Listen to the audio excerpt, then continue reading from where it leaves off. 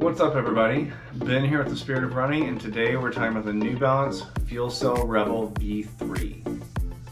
Alright, let's get some numbers out of the way. This shoe retails for $130, weighs 7.4 ounces, and has a 6mm drop. Moving through the shoe, we've got a really good amount of rubber here on the forefoot. There's less in the heel and a fair amount of exposed Fuelcell foam here on the bottom, but I didn't find that to be a problem. I ran in wet and dry conditions, and I even took it off the pavement and onto some very light, easy manicure trails, and I still felt like I had good grip, and the overall feel of the shoe was very much in control on or off the road. The midsole is made up of New Balance Fuelcell foam. If you haven't run in this foam, I think that this is the best foam that New Balance has made in years. It's a really fun, responsive foam and very plush underfoot. So overall, I just really like the ride on this shoe. It's one that I grab for more things than I probably should, because I think that it is built to be a little more of a tempo interval session shoe than a daily shoe. But it just feels good underfoot and it's fun to run in. So I definitely grabbed it for a couple of easier runs when I maybe should have gone with something a little different just to save the shoe for what it's built for. But I think that this is definitely a shoe that, you know, could be used for a lot of other things as well.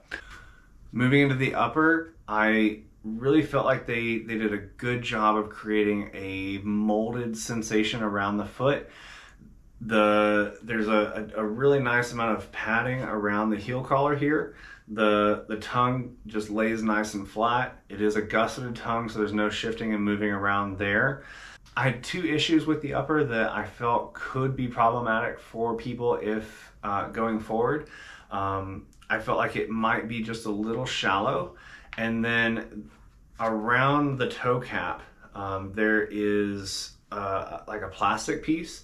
For me, this plastic piece was a minor irritation. I never developed any blisters from it, never had any real issues as a result, but it definitely was a noticeable sensation for the first mile or two of each run. Eventually I just stopped noticing it, but it is something to be aware of. You might consider going a half size up if you think that that's going to bother you. Because that combined with the kind of the slightly shallower footbed in here, I think could, possibly create a blister opportunity for you if you have a wider foot.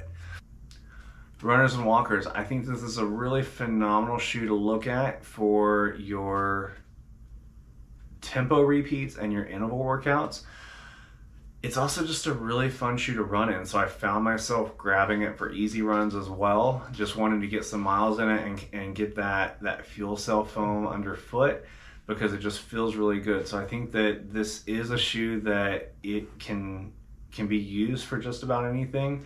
For me, I think that it's going to max out at the 5K, 10K level just because of my size.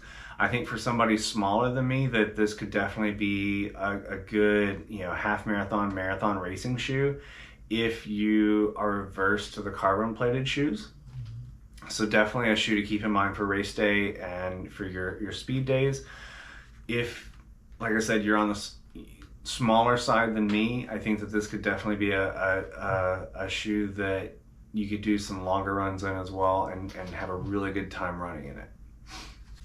For the gym, I think that this can be a really good option for you. I really like the overall fit of the shoe. I felt very secure. So if you're doing any sort of cardio, if you're doing any class work, I think this would be a really fun shoe to do like a dance class in, honestly, because it moves really well. The rubber on the bottom is built in a way that I think if you're on a smooth surface and you're pivoting, that it's gonna move well and not be so overly grippy that you get stuck in place, and I don't think you're gonna risk injury there.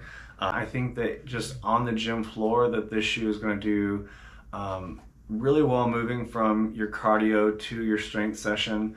I think, you know, whether we're on the elliptical, the treadmill, the rower, the bike, it's going to fit really well in any of those machines.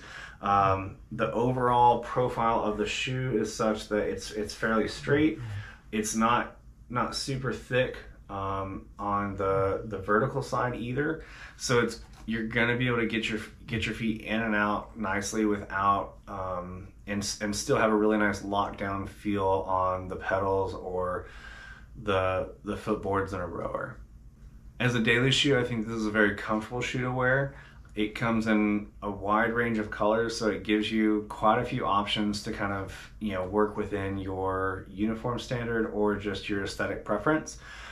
The Fuelcell foam in the shoe, again, is probably the best foam that New Balance has ever made. I think that it's a very comfortable shoe to wear on a daily basis. If my only concern with this shoe for a daily shoe is the same concerns that I have as a running shoe, is that it's just a little shallow, and that toe guard, that plastic toe guard up front could be problematic. But I think if that is a concern, just play around with the sizing a little bit, and that should take care of it for you. In summary, I really enjoyed running in this shoe. It's been a ton of fun. It's definitely a shoe that I reach for on some easy days when I really should be saving it just for my faster days, but it just feels good to run in. So definitely, you know, take a look at it. I think the price point is phenomenal for this shoe. $130 for the Fuelcell foam, and the overall feel of this shoe is a shoe that I would definitely be willing to pay $150 for. And I think that, you know, having it at that price point is just a really, you know, it's an extra golden star sticker. If you have any comments, drop those in the comments section. Be sure and like and subscribe so you don't miss any future content, and I'll see you out there. Thanks.